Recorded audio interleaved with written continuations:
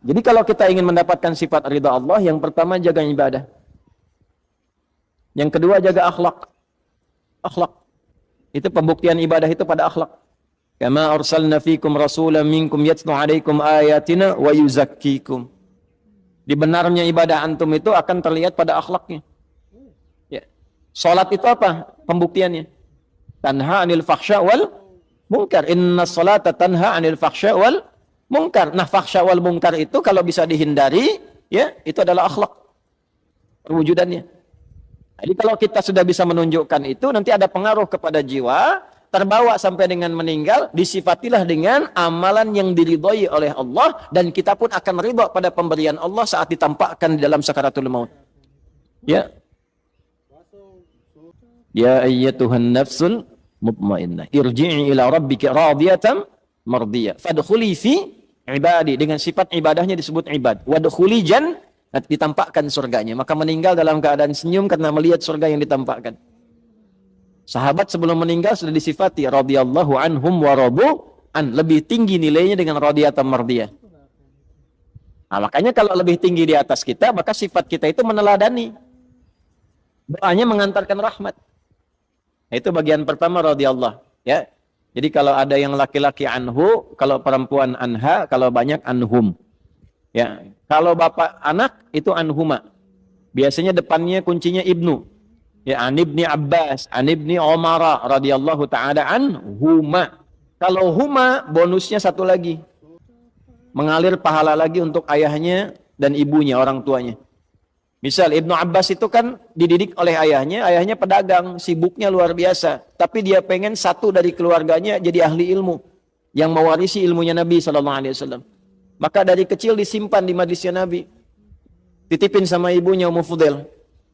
Ya, tolong yang ini Abdullah ini siapin supaya jadi alim ke depan, ke majlis Nabi. Simpan, nanti bawa lagi, simpan, bawa lagi. Sampai Nabi meninggal, beliau masih remaja. Kisaran usia 13-14 tahun.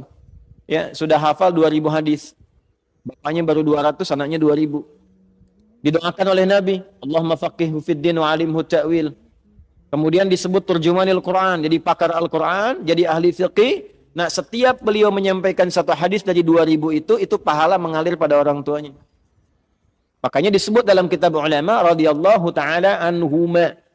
Sebagai tanda Abdullahnya dibuang, Abbasnya dimunculkan. Karena inisiatif mendidik anak itu datang dari orang tuanya.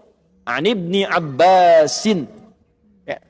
Nah, ilmunya dipakai, dalam ilmu sanad dipakai sebagai inspirasi. Kalau bapak ibu menyekolahkan anak ke pesantren, doanya dari ibu, dari bapak disiapkan yang halal, anak itu jadi ulama kemudian hari, hafal Quran, hafal hadis. Setiap dia menyampaikan sesuatu, bapak ibu dapat transferan pahalanya. Jangankan jadi alim, dia sekarang baca Quran, bapak ibu positif tuh, kirimkan yang halal, ibu doakan. Dia baca Quran, pahala mengalir pada ibu. Nah, itulah keuntungannya begitu. Makanya cari sekolah-sekolah Islam. Ya, cari pesantren-pesantren yang baik, yang ada Qur'annya, ada sholatnya, supaya pahala mengalir. Hukum itu gimana niatnya? Innamal a'malu bin. Kalau orang tua niatkan dunia, bapak ibu dapat dunia. Itu aja sederhana. Di dunia yusibuha. Sekolahkan anak ke tempat favorit, kursusnya bahasanya bahasa asing, silakan perbanyak. Jadi sesuatu, jadi direktur, membanggakan Anda. Bangga, urusan apa? Dunia. Anda di servis, iya, urusan apa? Dunia. Selesai dunia, selesai. Akhirat bagaimana? Ya. Pilih dunia apa akhirat? Pilih dua-duanya. Doanya Rabbana atina fid dunya hasanah wa fil akhirati hasanah wa qina adzab. Nah, makanya cari pesantren yang bagus. Quran diajarkan, salat diajarkan, kenal sunnah Nabi diikuti, sirah para sahabat diajarkan.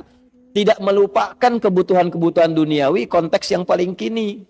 Jadi dokter dia yang hafal Quran dan paham fikih kedokteran. Masa yang mengandung perempuan yang periksa laki-laki? Paham dengan baik. Jadi arsitek yang hafal Quran.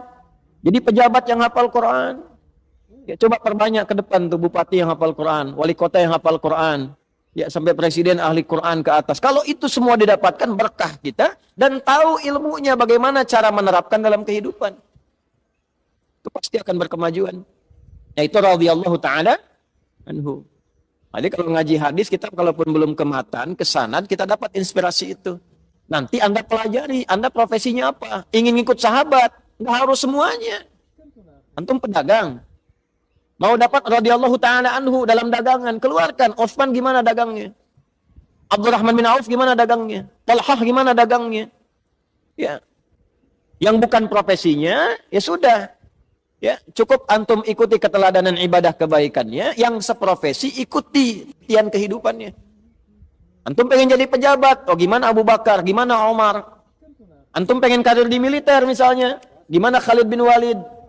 Gimana Abu Ubaidah al-Jarrah? Antum pengen di ilmu, gimana sahabat Ali bin Abi Thalib karamahullah